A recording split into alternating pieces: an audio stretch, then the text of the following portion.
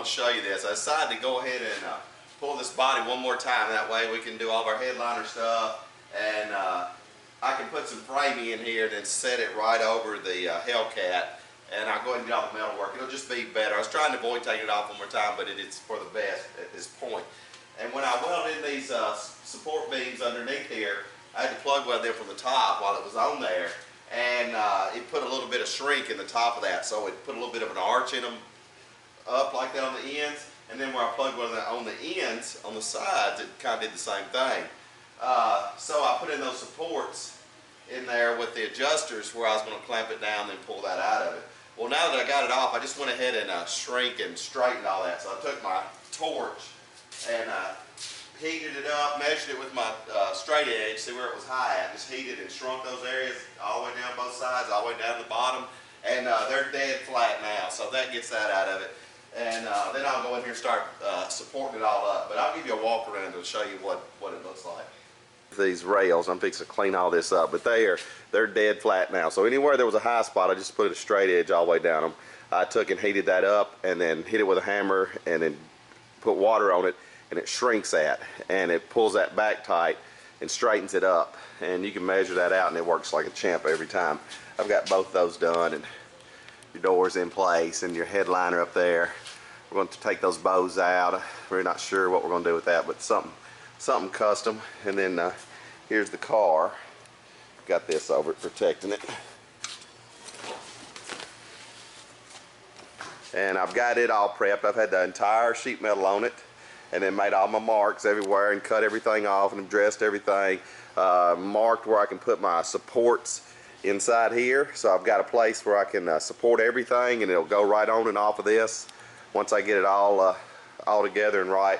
This piece, I'll have the quarters actually fastened on. They'll be removable, but I'll have that in pretty good shape sheet metal wise when it gets ready to go on. There's your quarter, and I've done fit it several times, and you can see how this looks. You can see our beam in there and our support arms where the landing that I just straightened goes.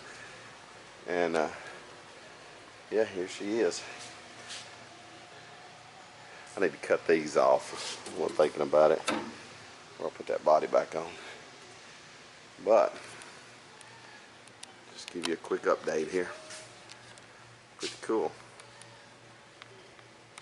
Look at where I'm at right now. So this is where I've got every point fastened and adjustable and locked in its place to the millimeter square. So I started level, then I squared it, then I squared the two sides together, then I cross squared it, then I measured your car. It was 62 inches wide. So then I set it all at 62 inches wide while I squared it, and did everything like that, even the poster like that. Now this is kind of where I started with the original aftermarket doors and hinges, to find out the hinges were so bad that we're going to have to use the original hinges, and we got the original hinges, then put them on the aftermarket doors.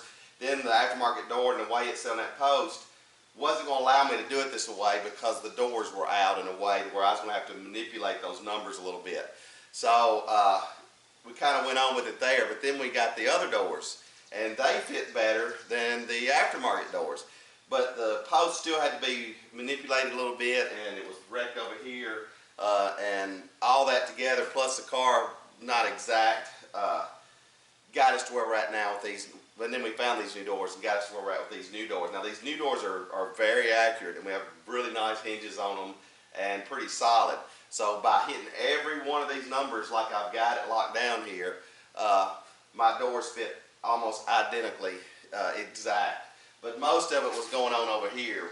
When I took it off the car, it all moved kind of back. So I've had to pull this forward, put these adjusters in to turn this post a little bit, turn that post a little bit, turn the back a little bit. It's a lot. Any one of these turnbuckles you can turn just a half a turn and it throws it off. So I'm just going here and tape them all and lock them all down. But they are all adjustable, and they'll all be able to stay in place when I go back on your car. So I'm fixing to raise this thing up and set it back over your car, and I'll set it perfectly level, and then we can start fastening this thing back. I'll just tack weld it in place, then put the quarters on, but I'll show you a little closer what I've got here. You can see how many adjusters I've got in here now, and every one of them I have to have. So I've got one here for that pocket there, and then the one to turn the post here, and the one to set the top there, and the one to set the bottom here, and then my one in the back. It's set perfectly level, and I put your trim in. Then I hooked up that power window motor and got that window perfectly up, nice and straight, and it's straight all the way across. And same on the other side. And if I have to do any kind of tweaking once I get it on there, I can by all the turnbuckles. And then here's the car sitting over here. Got the engine covered up because I've been doing a lot of grinding around it.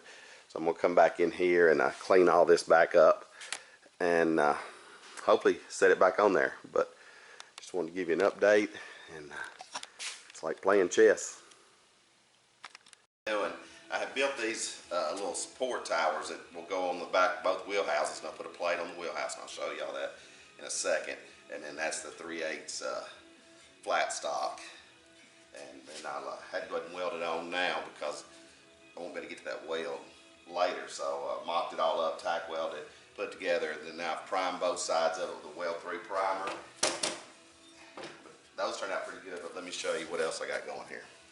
Alright, inside here I've put all these support bars because I've set it all up to for just the windows. So I've moved every bar in a position where all the windows are in pretty good shape. I was going to go ahead and do the latches, but I'm still got to move the body around a little bit and support it a little differently. And so I'm not going to do those latches and these doors yet. So I'm going to go ahead and build these platforms in the back. Got it raised up right here. And then I will be able to mock this up by using the support. I'll actually be spacing it here to get it all set, which is how I need to hold it ultimately. And then I'll put something down here. But when this all got cut loose, this all got bent, it changed a lot of things back in the back. But I've got them all back in place now. And I'm not sure how many bars are in there. There's a bar for every point. But yeah, it's a lot, but I feel pretty good about it. This window, I got all these windows in, and they're all sitting exactly perfect in there, so I know this side is exactly where it needs to be. But when it comes all the way down, this part of the window is running the fender, so it's good I had all that in there. And then I'm gonna have to make a pocket, a little relief for that window to go in. Not much, but just a little bit. Be easy to do now. Let me open the door. I just got it hanging here right now, but you can see all the supports. But I've had it off and on here so many times that I've just kind of zip tied all that together, and I just raise and lower it and raise and lower it. But there it is. So far, so good.